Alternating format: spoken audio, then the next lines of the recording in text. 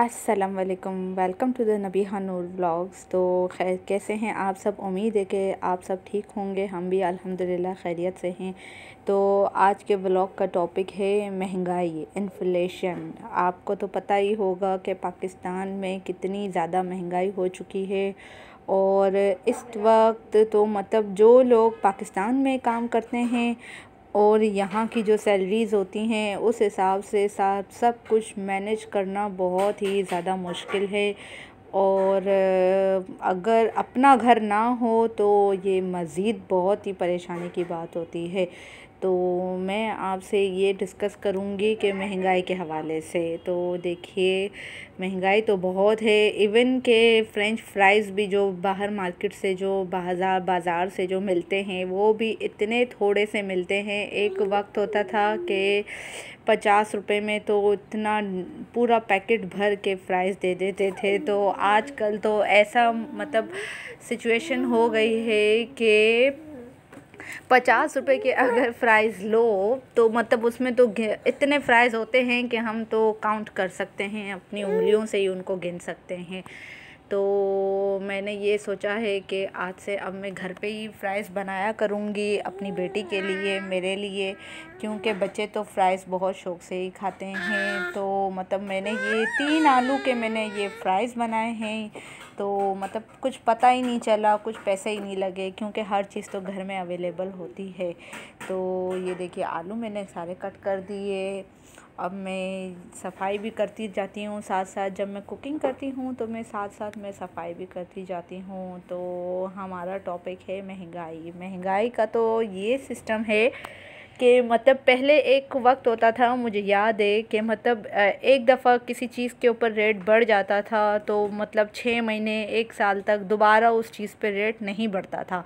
लेकिन अब जो हालात हो गए हैं, मिसाल के तौर पर अगर एक दूध का डब्बा आज अगर 75 रुपए का है, अब 2 महीने के बाद वो 80 रुपए का होगा। और फिर मज़ीद 2 महीने गुज़रने के बाद शायद वो 95 रुपीज़ का होगा या 100 रुपए का हो चुका होगा। तो मतलब महंगाई इतनी स्पीड से बढ़ रही है, इतनी ज़्यादा तेज़ी से बढ़ रही है कि मतलब बिल्कुल ही बहुत ही मतलब मुश्किल हालात हो गए हैं आजकल तो।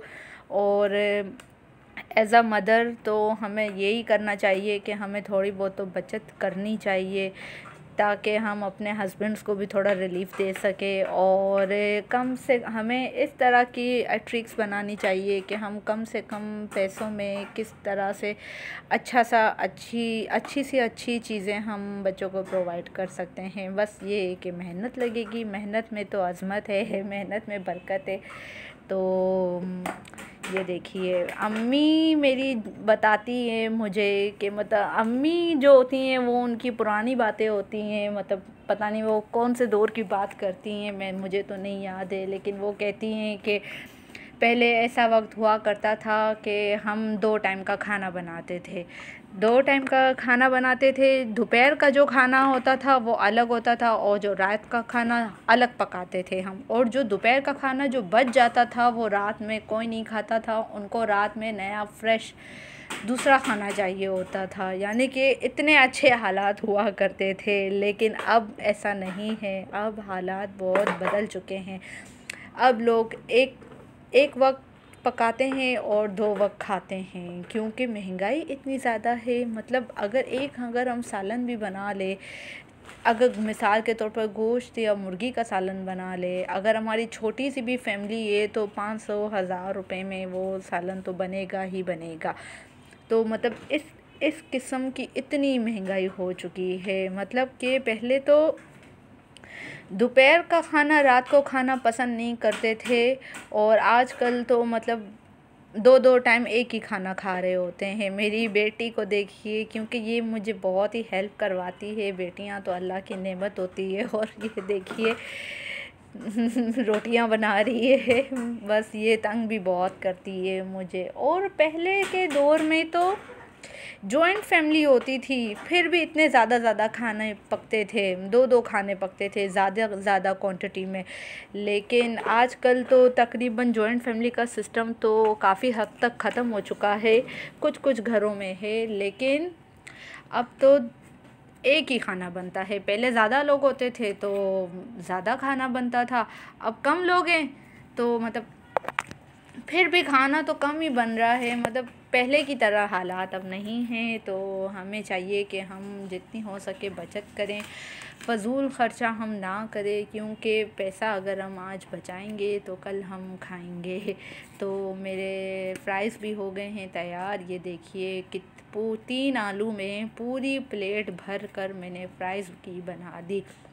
इतने आलू, इतने चिप्स, इतने फ्राइज़, तो कोई फ्राइज़ वाला 100 रुपए के भी ना दे, इतनी ज़्यादा महंगाई हो चुकी है। तो बस बच्चों की खुशी के लिए ये सब कुछ तो करना ही पड़ता है। तो बस इसके ऊपर बस मैं नमक स्प्रिंकल कर देती हूँ, क्योंकि मैंने शुरू में नमक नहीं डाला था, क्योंकि पहले मैं अच्छे से फ्राई करती हूँ। अब मैं इसे अच्छे से मिक्स कर देती हूँ, क्योंकि मेरी बेटी बहुत शौक़ से फ्राइज़ खाती है और मैं ख़ुद भी खाती हूँ। जब मदर्स यंग होती हैं तो बच्चों की आधी चीज़ें तो मदर्स खुद ही खा जाती हैं। तो चाट मसाला मुझे बहुत पसंद है फ्राइज़ के साथ, तो मैंने पूरे फ्राइज़ में चाट मसाला स्प्रिंकल कर दिया है, क्योंकि मेरी बेबी गर्ल को भी पसंद है चाट मसाला। चाट मसाला भी हमें कभी हम कोई चाट मंगवा लेते हैं या कभी हम बाहर से हलीम वगैरह मंगवा लेते हैं, तो ये मैं सारे चाट मसाले संभाल के रख देती हूँ, छोटे छोटे जो पाउचेस होते हैं, क्योंकि ये बहुत टेस्ट में ज़्यादा अच्छे होते हैं। पता नहीं क्या डालते हैं ये, लेकिन ये ज़्यादा अच्छे होते हैं। तो ये फ्राइज़ भी हो गए हैं मेरे तैयार। बातों बातों में तो इतना सारा काम हो गया है, देखिए ज़रा। तो ये देखिए, वीडियो पसंद आ रही है आपको, मेरा व्लॉग अच्छा लग रहा है तो चैनल को सब्सक्राइब करिए, बेल आइकन को प्रेस करिए और मुझे सपोर्ट करिए। तो और जो मुझे सब्सक्राइब कर चुके हैं उन सबको मेरा शुक्रिया, और जो वीडियो देख रहे हैं और सब्सक्राइब नहीं किया है, सब्सक्राइब किए बगैर वीडियो देख रहे हैं, तो काइंडली प्लीज़ सब्सक्राइब कर दीजिए। आप सब्सक्राइब करते हो तो हमारी हौसला अफजाई होती है, हम और अच्छा काम लेकर आते हैं आपके लिए, और अच्छा कंटेंट लेकर आते हैं। तो बातों बातों में तो सारे फ्राइज़ भी हो गए हैं रेडी। ये देखिए, मतलब 3 आलू के प्लेट भर कर फ्राइज़। ये देखिए, मज़े से हम माँ बेटी बैठ के खाएंगे। और नबीहा तो बहुत ही फ्राइज़ को एंजॉय कर रही है। ये देखिए कितने खूबसूरत से लग रहे हैं देखने में, डिलीशियस, यम्मी। तो मैं आपसे मिलूँगी नेक्स्ट ब्लॉग में, तब तक के लिए आप अपना ख़याल रखना।